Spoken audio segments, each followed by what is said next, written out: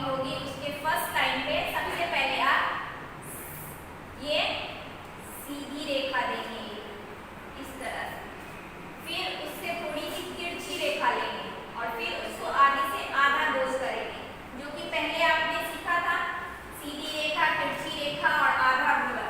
इसी तरह से उन तीनों का यूज करते हुए आप आज आकृति पढ़ेंगे। पहले आप फर्स्ट ब्लू लाइन में, पहली ब्लू लाइन में आप सीधी रेखा देंगे, फिर एक थोड़ी सी तिरछी रेखा देंगे और फिर उसे आगे से हल्का सा आधा गोल करेंगे।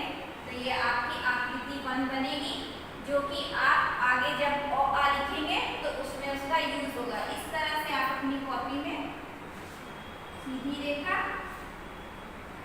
तिरछी रेखा और उसको आगे से आधा गोल करते हुए आप आकृति 1 बनाएंगे।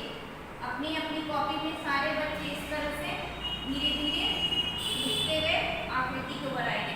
वैसा ही आप सभी देख रहे होंगे आकृति 1 जब हमने कंप्लीट किया उसके नीचे मैंने आकृति 2 बनाई है।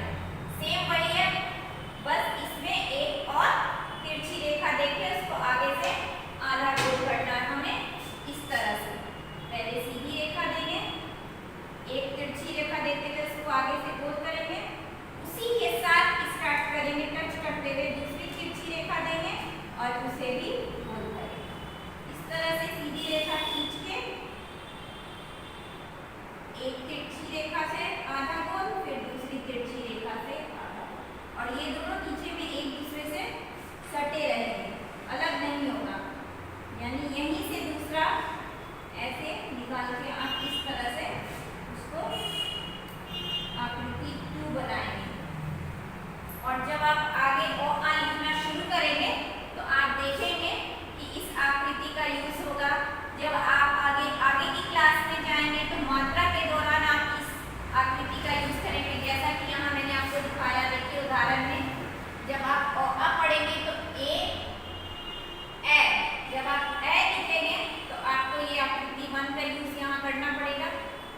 और जब आप आगे की क्लास में यानी जब आप नर्सरी से आगे जाएंगे, मात्राओं से शब्द पढ़ेंगे, तो जब आपको आगे लिखना होगा मात्रा से शब्द तो सेब जब हम लिखेंगे तो 100 के ऊपर एक ही मात्रा लगाएंगे तब सेब।